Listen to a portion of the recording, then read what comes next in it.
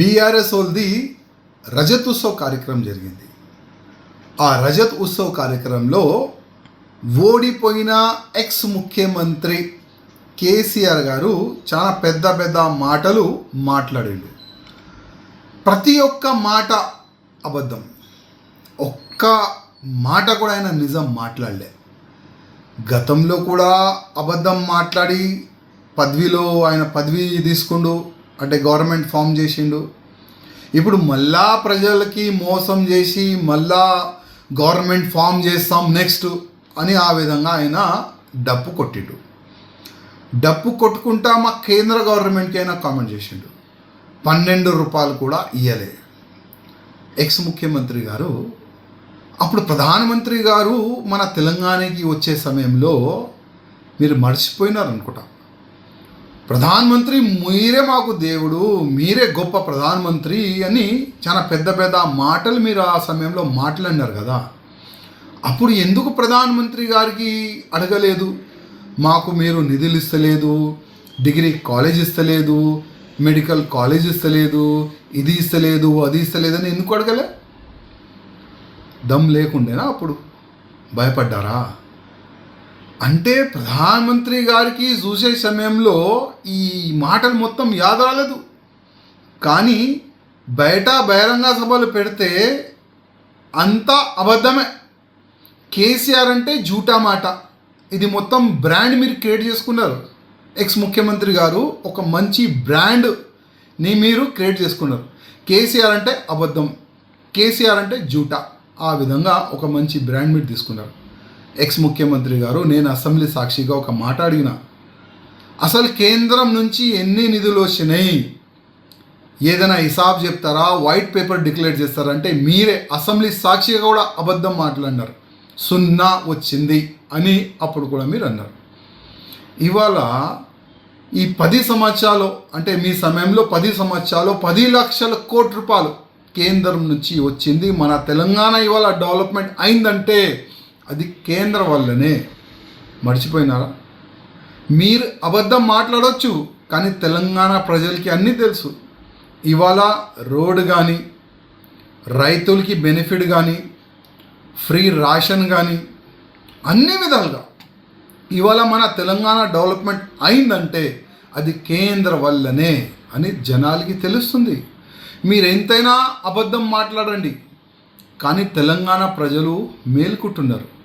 మీ రాజ్యం చూసినారు, అరే కేసీఆర్ వస్తే మన తెలంగాణ ఏదైనా అవుతుంది, డెవలప్మెంట్ అవుతుందని ప్రజలు మీ రాజ్యం చూసినారు. కానీ మీరు తెలంగాణ ప్రజలకి ఏమి ఇచ్చినారు? అప్పుల తెలంగాణ, మత్తు Telangana, bar and restaurant Telangana, గల్లీ గల్లీకి ఒక ఏమంటారు అది చిన్న చిన్న వైన్స్, ఆ విధంగా ఇచ్చినారు మీరు తెలంగాణ. ఇవాళ యువకులు ఎటో పోతున్నారు, ఏ మార్గంలో పోతున్నారు, మొత్తము తాగుడుకి బానిస అవుతున్నారు మన యువకులు. అది మీ వల్లనే. ఇది ఇచ్చినారు మీరు తెలంగాణకి, ఇంకా ఏమి ఇయ్యలే. అప్పుల తెలంగాణ చేసినారు. తెలంగాణ ప్రతి ఒక్క వ్యక్తి పైన అప్పు చేసిన ఎక్స్ ముఖ్యమంత్రి ఎవరు అంటే మీ పేరే వస్తుంది. ఇప్పుడు మీ అబద్ధం నడవదు. మీ పాలన చూసినారు, కాంగ్రెస్ పాలన చూస్తున్నారు. భూమి రేట్ పడిపోయింది, కరెక్టే. కొన్ని నిజం కూడా చెప్పినారు మీరు. 0 అయిపోయింది భూమి రేట్లు. ఇప్పుడు తెలంగాణ ప్రజలు బీజేపీ పాలన చూద్దాం అని ఆ ఫీలింగ్లో వెళ్తున్నారు. డబుల్ ఇంజన్ గవర్నమెంట్ వస్తేనే తెలంగాణ బాగుపడుతుంది. కానీ దురదృష్టం మా వాళ్ళు కరెక్ట్ లేదు. లేకపోతే ఎప్పుడో మా గవర్నమెంట్ వచ్చేది. కానీ ఏం బాధ లేదు, ప్రయత్నం చేస్తాం, కొట్లాడతాం, ప్రజలలోకి వెళ్తాం. నెక్స్ట్ కొత్త ప్రెసిడెంట్ వస్తారు బీజేపీకి, ఎవరు వస్తారో చూద్దాం. కానీ ఒక మంచి ప్రెసిడెంట్ వచ్చిన తర్వాత ఆ ప్రెసిడెంట్ని తీసుకొని మేము జనాల వరకు వెళ్తాం. తెలంగాణ డెవలప్మెంట్ అవుతుంది అంటే బీజేపీ వల్లనే. డబుల్ ఇంజన్ గవర్నమెంట్ ఎక్కడెక్కడ ఉంది, ఏ రాజ్యంలో ఉంది, ఆ స్టేట్ చూడండి డెవలప్మెంట్ ఏ విధంగా అవుతుంది. ఆ విషయాల్ని మేము ప్రజల వరకు తీసుకొని వెళ్తాం. కేసీఆర్ గారు, మీరు మర్చిపోండి, నెక్స్ట్ గవర్నమెంట్ మాది వస్తుంది అని డప్పు కొడతాం కదా, మీరు మర్చిపోండి. మీరు ఫామ్ హౌస్లోనే మంచిగా ఉన్నారు, మీరు అక్కడనే మీరు రెస్ట్ తీసుకోండి. లేకపోతే మూమెంట్ చూస్తారు మీరు. ఒక మంచి వాతావరణం క్రియేట్ అవుతుంది కొన్ని దినాల తర్వాత. తెలంగాణకి కొత్త ప్రెసిడెంట్ వచ్చిన తర్వాత ఒక మంచి వాతావరణం క్రియేట్ అవుతుంది, ఒక మంచి టీం తయారవుతుంది.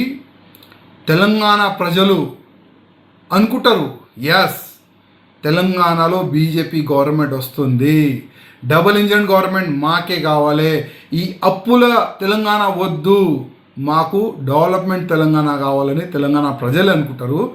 ఎక్స్ ముఖ్యమంత్రి గారు మీరు ఇంటికి పోండి, ఫామ్ హౌస్కి పోయి పండుకోండి. విదేశాల్లో ఉన్నత విద్యను చదువుకోవాలని అనుకుంటున్నారా? అయితే వెంటనే ఫ్లైగ్రాడ్ ఓవర్సీస్ ఎడ్యుకేషన్ కన్సల్టెన్సీని సంప్రదించండి. మీ విదేశీ కలలను సాకారం చేసుకోండి. ఫ్లైగ్రాడ్